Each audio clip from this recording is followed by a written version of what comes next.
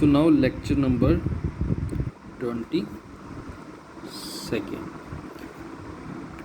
So up to the lecture 21 we have finished or completed everything about the AM transmission numericals and AM transmission details, AM reception details and AM reception numericals. So now we will discuss our FM portion.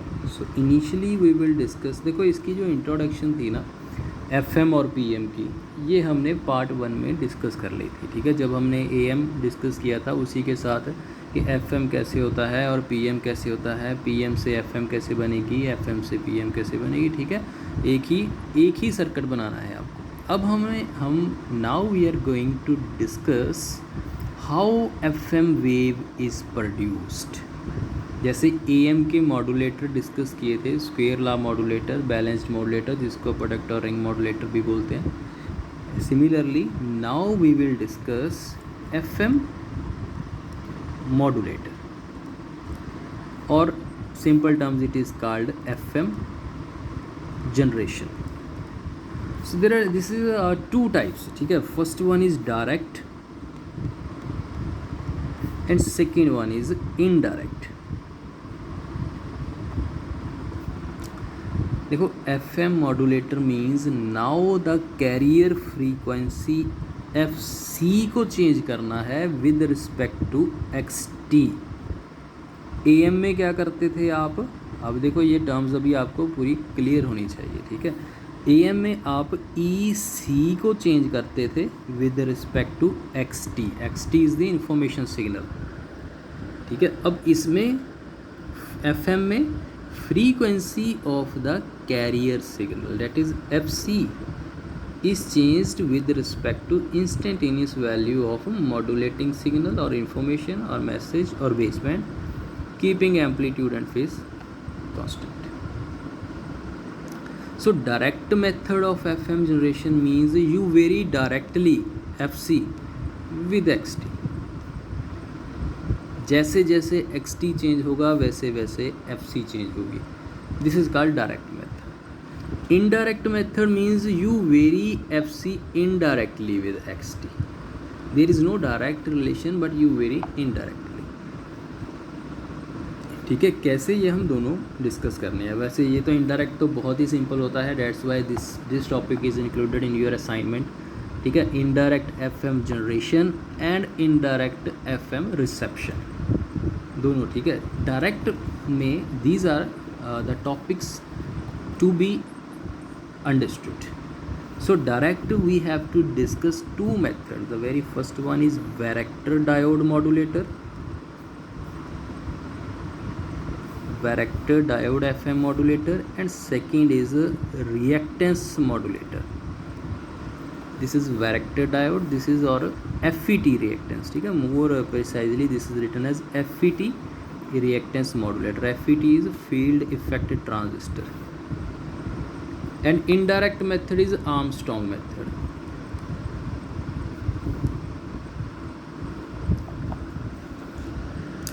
So first we will start with the direct method. Direct method में जो first method है that is the varactor diode modulator.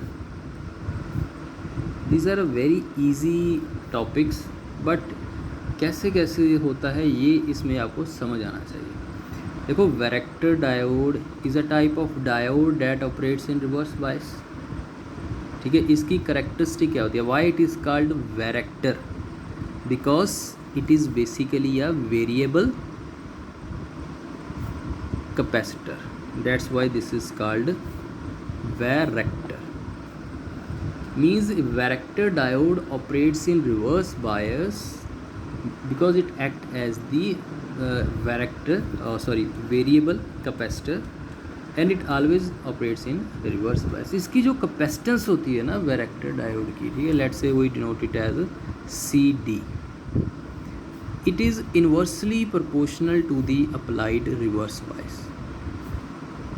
ये आपने already study किया हुआ है, ठीक है। आपने ट्रांजिस्टर भी स्टडी किए हैं, डायोड्स भी, जैसे डायोड्स में, ठीक है, टनल डायोड है, शॉर्ट की डायोड है, ठीक है। ये इनका क्या क्या रोल होता है। जीनर डायोड है that act as the voltage regulator, ठीक है। Similarly varactor diode. Now how इसका सर्किट कैसे हुआ।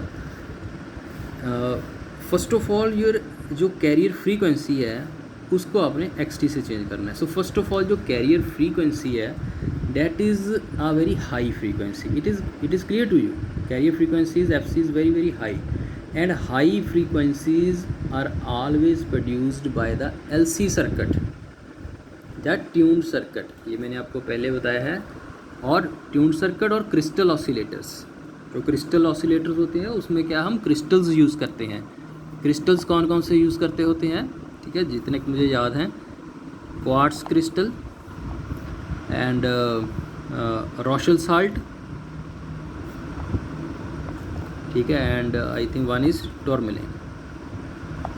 ठीक है, और भी क्रिस्टल्स होते हैं बट नाउ एट प्रेजेंट मुझे 3 ही याद आ रहे हैं।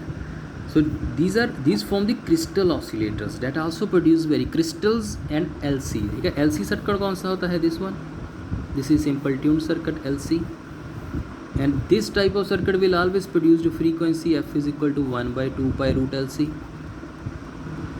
अब ये हाई फ्रीक्वेंसी प्रोड्यूस क्यों करता है, क्योंकि जो L एंड C कंपोनेंट्स होते हैं उनकी वैल्यू मैंने आपको ये पहले भी आई थिंक लेक्चर में डिस्कस करवाया है कि L एंड C इंडक्टेंस और कैपेसिटेंस कभी भी ज़्यादा नहीं हो सकती। आप हमेशा देखोगे L की value in terms of milli henry, micro henry. Similarly capacitance की value in terms of pico farad, micro farad, ठीक है। तो माइक्रो मीन्स 10⁻⁻⁶, ठीक है। सो जितनी ये वैल्यू कम होगी उतनी ये वैल्यू ज़्यादा होगी। सो कैरियर फ्रीक्वेंसी हम हमेशा LC सर्किट से प्रोड्यूस करते हैं, क्योंकि इंडक्टेंस और कैपेसिटेंस और इंडक्टर और कैपेसिटर की जो साइज़ है उसकी वैल्यू पे डिपेंड करता है। अगर 1 फैरेड का कैपेसिटर का साइज़ देखोगे तो वो बहुत बड़ा होगा, उसको कौन से इलेक्ट्रॉनिक सर्किट, कौन से इलेक्ट्रॉनिक इक्विपमेंट में लगाना चाहोगे। वो तो साइज़, हम तो साइज़ कम कर रहे हैं आज इलेक्ट्रॉनिक डिवाइसेस के, that is we are in the this is called very large scale integration, VLSI, ठीक है, दैट इज़ नैनो टेक्नोलॉजी और यू कैन से, ठीक है। तो हमें साइज़ कम करना है। सो L एंड C की वैल्यू हम ज़्यादा सेलेक्ट नहीं कर सकते। सो FC जो कैरियर फ्रीक्वेंसी है either it is produced by the LC circuit और it is produced bye quartz crystal और crystal oscillator using quartz crystal oscillator using Rochelle salt और मिलेंस, ठीक है। क्रिस्टल ऑसिलेटर्स का एडवांटेज होता है over the LC, they always produce very stable frequency. The frequency produced by the crystal oscillators is very high and also very stable. This is the advantage of crystal oscillator over the LC, ठीक है, जो LC से produce होती है। ये हम आपने study किया हो, लेकिन इस केस में आपको FC को वेरी करना है।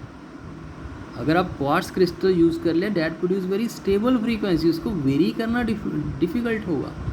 सो that's why in FM modulation और in FM modulators we don't use the advantage of quartz crystal but we are using a disadvantage of LC circuit, because LC circuit से जो FC होगा, इस FC को देखो, अगर इस FC को आपको वेरी करना है ना, 2 पाई तो कांस्टेंट है, जा इसकी L को वेरी कर दो, जा इसकी कैपेसिटेंस को वेरी कर दो, ठीक है। अब वैरेक्टर डायोड में बेसिकली क्या होती है कि कैपेसिटेंस ही वेरी होती है, रिवर्स बायस, ठीक है। सो हम अपने मॉड्यूलेटिंग सिग्नल से इसकी कैपेसिटेंस वेरी कर देंगे, इस कैपेसिटेंस को इसमें इंटीग्रेट कर देंगे, उसके कॉरस्पॉन्डिंग हमारी फ्रीक्वेंसी चेंज हो जाएगी। So ultimately what I want to say, जो FC है, अब मॉड्यूलेटिंग से इसको चेंज करोगे तो ये अब इसके अकॉर्डिंग ये चेंज हो जाएगी। सो डायरेक्टली क्या हो रहा है, बेसिकली XT से FC चेंज हो रही है विद इन्वॉल्वमेंट ऑफ CD, ठीक है। कैसे ये हम सर्किट से डिस्कस करते हैं। So this is the basic principle कि here we have to LC circuit हम यूज़ करेंगे। So how this operates, let draw the circuit. देखो जो LC सर्किट है, this is let's say I am, this is और you can say simple LC circuit. This LC circuit is producing frequency 1/2 pi root LC। ठीक है, now it's circuit is you have to use the varactor diode. So varactor diode आप यहाँ पर बस this will be the varactor diode simple. ठीक है, this is connected to through some let's say capacitance, this is called CC to this LC।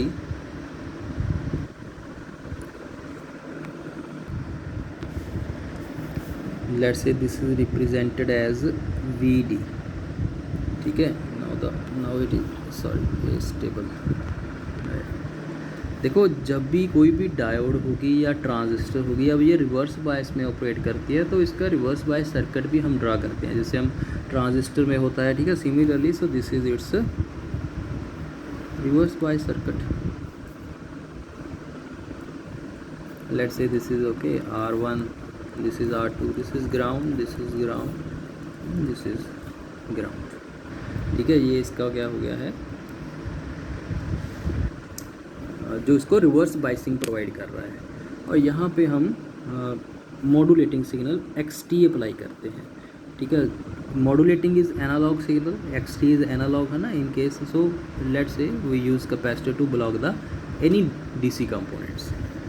Similarly this CC, ठीक है, this is also to block the DC के ये क्या है, ये AC signal है। हमने AC को XT is in modulating is information is analog signal, तो उसको हमने दिस इज AC, इसको इस पे कैरियर पे हमने इस सिग्नल पे मॉड्यूलेट करना है। ठीक है, सो जो भी अगर उसमें कोई DC कंपोनेंट्स हैं तो उसको हम रिमूव कर देंगे। ठीक है, सो दिस इज़ दी सर्किट।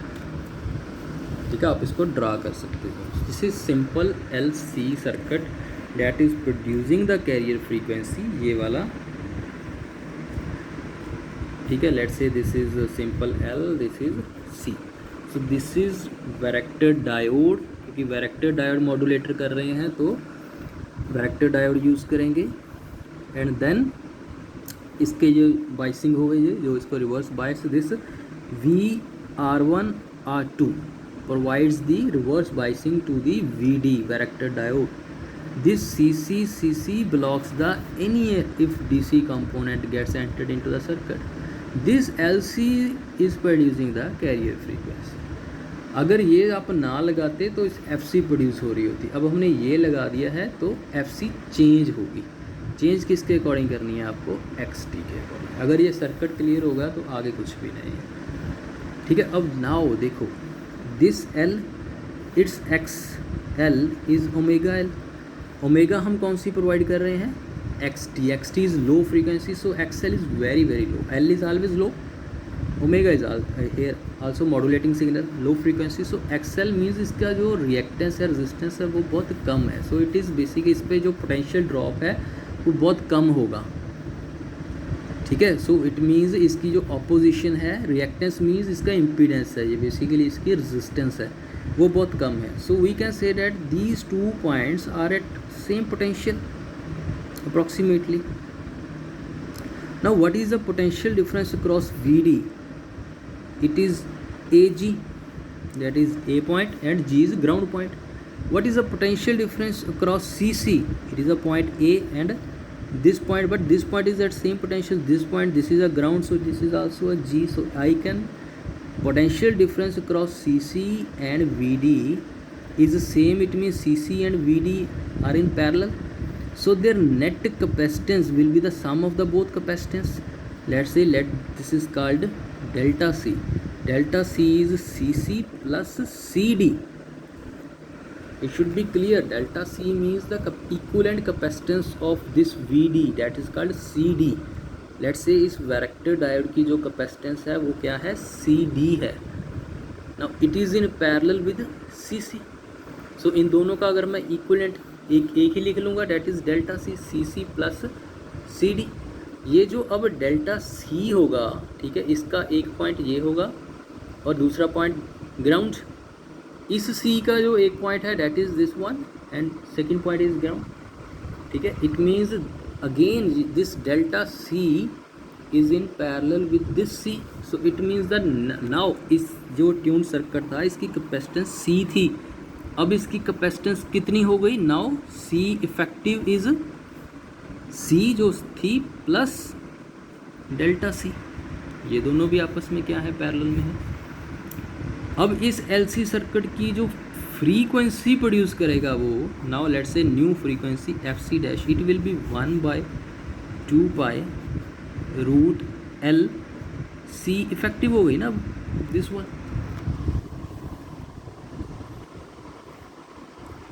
ठीक है जी। इससे एवरी कंपोनेंट हमने क्यों लगाया है उसका इट इज़ क्लियर। देखो समटाइम्स आप कुछ बुक्स में देखोगे यहाँ पे एक कॉइल भी लगाई होती है हाई फ्रीक्वेंसी RFC, वो बेसिकली होती है जो ऑसिलेशंस होती है ना किसी सर्किट में, ठीक है, उनको रिमूव करने के लिए होती है, ठीक है। चलो इसमें हम ज़्यादा इसको मैं आपको नहीं बता रहा, इसका रोल होता है जो फालतू की ऑसिलेशंस हैं उसको रिमूव करने के लिए, ठीक है। So now it is varactor diode property that its capacitance CD is varies inversely proportional to the applied voltage,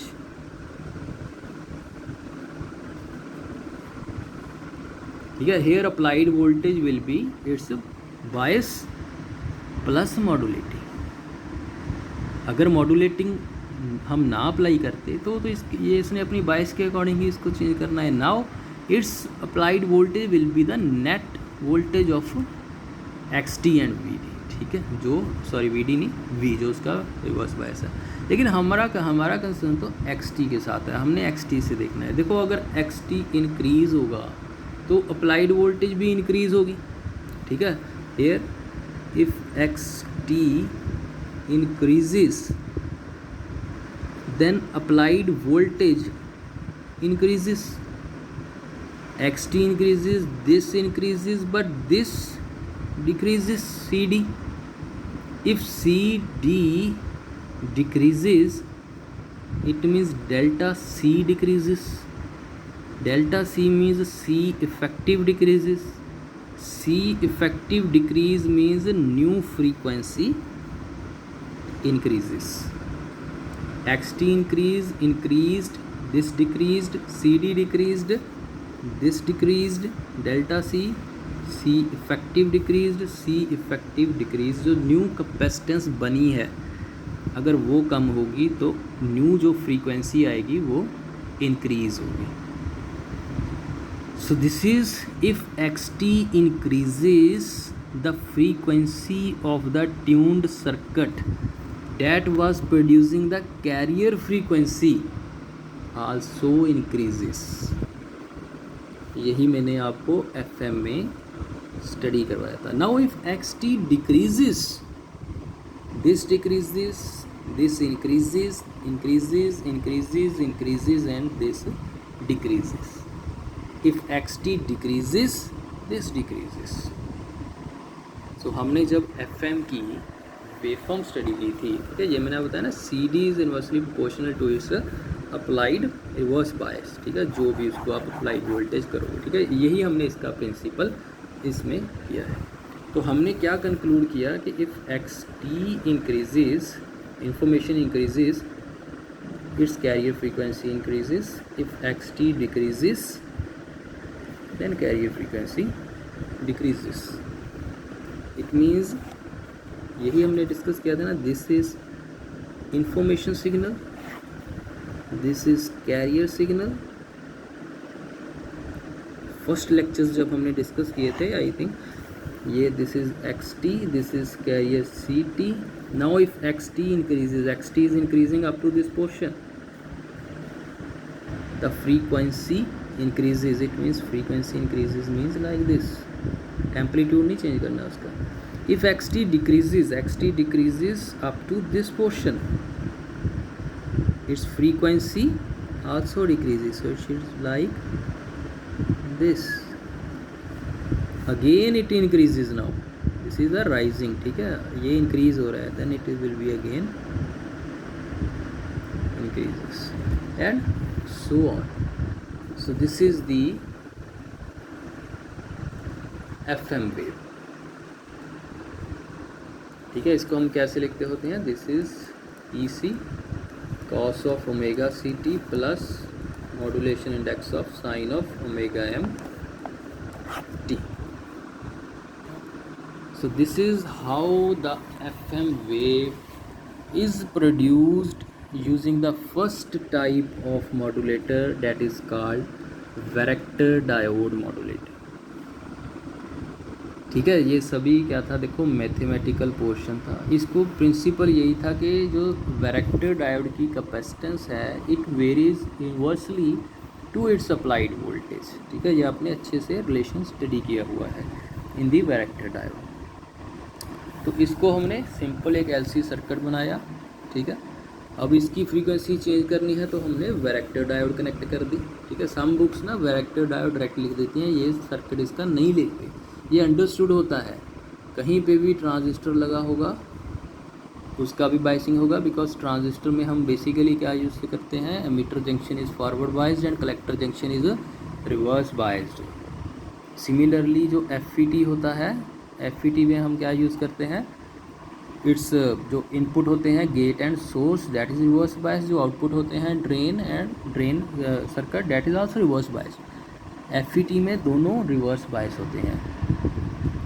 ठीक है, ये आपको ना क्लियर होना चाहिए। चलो ये तो मैथमेटिक्स है, इट इज़ वेरी सिंपल है, ये तो आप कर लोगे। अब एक हमारे पास जहाँ जहाँ कहीं भी डायोड होगा ना, तो डायोड का भी जो भी उसका बाइसिंग सर्किट है वो कनेक्टेड होगा। सिमिलरली वेयर एवर ट्रांजिस्टर होगा उसका भी बाइसिंग सर्किट कनेक्ट होगा। सिमिलरली जब हम आगे जो रिएक्टेंस मॉड्यूलेटर करना है उसमें हम FET यूज़ करते हैं। ठीक है, ट्रांजिस्टर में क्या होता है कि जो इनपुट जंक्शन है emitter that is forward biased and जो आउटपुट जंक्शन है that is collector that is reverse biased. ठीक है, पहले वाला फॉरवर्ड देन रिवर्स। FET में क्या होता है, दोनों ही रिवर्स बाइस होते हैं। ये आपको देखो, आपने ये आई थिंक बेसिक इलेक्ट्रॉनिक्स या जो भी BEE सब्जेक्ट आपने पहले स्टडी किया है उसमें ये आपको टॉपिक से क्लियर होने चाहिए। ठीक है, जब देखो हमारे पास transistor is also used as an amplifier, FET is also used as an amplifier, MOSFET is also used as an amplifier। ठीक है, मैं आपको इनका सिंपल सा एक बेसिक प्रिंसिपल बताता हूँ, ज़्यादा डिटेल नहीं अभी मुझे याद है। ठीक है, उसका जो मैथमेटिक्स है वो हो गया। जब ट्रांजिस्टर भी एम्पलीफायर है, FET भी एम्पलीफायर है, MOSFET भी एम्पलीफायर है, तो ये तीनों बनाने की ज़रूरत क्या थी, आपने पढ़े होंगे ना ये। देखो ट्रांजिस्टर में क्या करते हो कि एक इनपुट फॉरवर्ड बायस है, आउटपुट रिवर्स बायस है। आपको पता है कि we never use single stage transistor.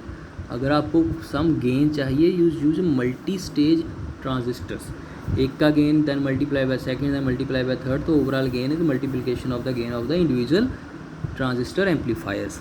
ठीक है, जब आप दो ट्रांजिस्टर कनेक्ट करोगे ना, let's say this is T1 this is T2, दो ही करते, बल्कि दो से ज़्यादा ही करते हैं हम, एक नहीं कभी भी यूज़ करते।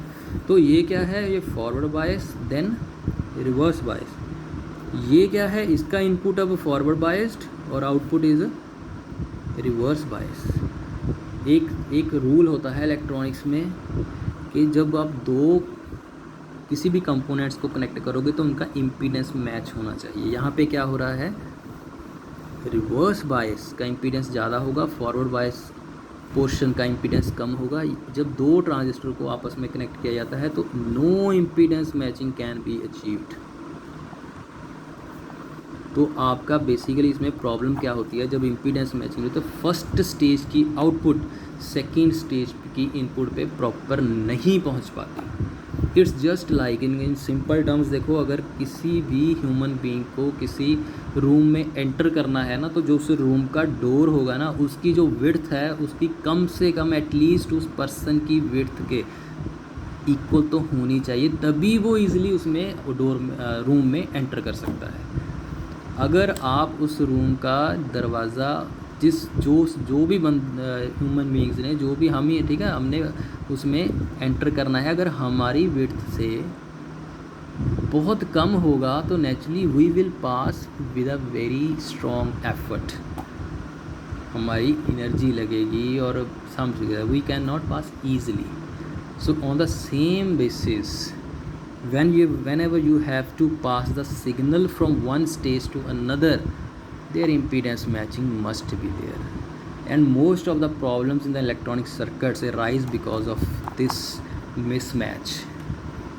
impedance matching नहीं हो पाती तो आपका लॉस इंक्रीज हो जाता है. So that's why transistor is not used as an amplifier. We get shifted towards the FET. हमने क्या किया, FETs बना लिए, फील्ड इफेक्ट ट्रांजिस्टर्स. इसमें क्या होते हैं, आपने देखो ये आपने स्टडी किए होंगे, इसमें दोनों जंक्शंस रिवर्स बायस होते हैं ऑलवेज. इनपुट भी जो गेट वाला है और जो ड्रेन वाला है डैट इज़ आल्सो रिवर्स बायस. अब इसमें क्या होता है, जब आप दो FETs को, let's say this is first, this is second, connect करोगे तो ये reverse bias, this is also reverse bias, there is the impedance matching. FET reverse bias में चलता है, ये इम्पीडेंस मैचिंग तो इसमें मिल गई आपको, लेकिन जहाँ कहीं भी रिवर्स बायस होगा वहाँ करंट बहुत कम होगा. और करंट बोलो और मोर टेक्निकल टर्म बोलो कंडक्शन. जो डायोड होती है वो फॉरवर्ड बायस में बेटर कंडक्ट करती है या रिवर्स बायस में बेटर कंडक्ट करती है. ठीक है, सो जहाँ भी रिवर्स बायस होगा वहाँ पे कंडक्शन बहुत पुअर होगी. देखो अगर करंट कम प्रोड्यूस होगा या कंडक्शन नहीं होगी तो उस कंपोनेंट का भी उतना यूज़ नहीं है, क्योंकि हमें तो प्रॉपर कंडक्ट करना है, प्रॉपर आउटपुट प्रोड्यूस करनी है. सो दैट्स वाई FET में इम्पीडेंस मैचिंग तो मिल गई बट प्रॉपर कंडक्शन नहीं मिल पाई. So that's why then you shift towards the MOSFET. Very important, metal oxide semiconductor field effect transistor. देखो मॉसफेट्स में आपने ये होगा कि यहाँ पे एक हम मेटल की कोटिंग करते होते थे, जो भी ऐसे सर्किट्स इसका होता था ना, this is insulation layer and then source है, फिर ड्रेन है. ठीक है, यहाँ पे हम क्या करते हैं, इसकी एक एल्युमिनियम की होती है आई थिंक, कोटिंग कर देते थे. So aluminium is a metal, so principle इसका वही है. ठीक है, इसमें इम्पीडेंस मैचिंग होगी because of this aluminium metal coating it conducts properly. यहीं से हम इसके टर्मिनल्स फाइंड आउट करते हैं. तो ये जो इसकी कोटिंग है that provides the better conduction. So that's Y MOSFET is widely used. अब जो देखो एम्पलीफायर है ना, एम्पलीफायर तो ट्रांजिस्टर से ही बना सकते हो, FET से भी बना सकते हो और MOSFET से भी बना सकते हो. इसके आगे भी होते हैं. ठीक है, NMOS, PMOS, CMOS. ठीक है, जो ट्रांजिस्टर से एम्पलीफायर बना होगा इसकी कॉस्ट कम होगी. ठीक है, होता है ना, अब एम्पलीफायर्स, आप म्यूज़िक सिस्टम तो हम सभी सुनते हैं ना, किसी म्यूज़िक सिस्टम की क्वालिटी बहुत अच्छी होती है, किसी की क्वालिटी पुअर होती है. ठीक है, तो जैसे जैसे क्वालिटी चाहिए वैसे वैसे प्राइस इंक्रीज़ होगी. प्राइस इंक्रीज़ होगी तो कंपोनेंट्स उसमें अच्छे लगे होंगे. अब ये भी कोई ज़रूरी नहीं है कि जिसकी प्राइस ज़्यादा हो, ठीक है, उसमें कंपोनेंट्स अच्छे लगे होते हैं. ऐसे तो बल्कि ये तो फ्रॉड भी बहुत होता है. ठीक है, ये तो आपको चेक करना पड़ेगा. सो ट्रांजिस्टर से जो एम्पलीफायर बना होगा उसकी क्वालिटी कम होगी एज़ कम्पेयर टू जो FET से बना होगा, एज़ कम्पेयर टू FET की क्वालिटी कम होगी एज़ कम्पेयर टू जो MOSFET से बना होगा. ठीक है, सो नेक्स्ट जो हमारा टॉपिक है, so that is the FET reactance modulator. FET reactance modulator also produces FM wave. ठीक है, सो ये अभी हम नेक्स्ट लेक्चर में डिस्कस करते हैं. हमने वेक्टर डायोड का कंप्लीट कर लिया, that's was very simple. Similarly इसमें भी क्या है, मैथमेटिक्स पोर्शन ही है. अगर आपको इस वो समझ आ गया देन इज अगेन, इसका भी क्या है, इसकी जो रिएक्टेंस है आपको वो XT से वेरी करनी है. उसको XT से वेरी करोगे तो जो LC सर्किट कनेक्ट करोगे उसकी जो फ्रीक्वेंसी है वो वेरी हो जाएगी. बस यही प्रिंसिपल है इन दोनों का. दैट्स वाई वी से कि डायरेक्टली वेरी हो रहे हैं. ठीक है, so that we will discuss in the next lecture. Okay.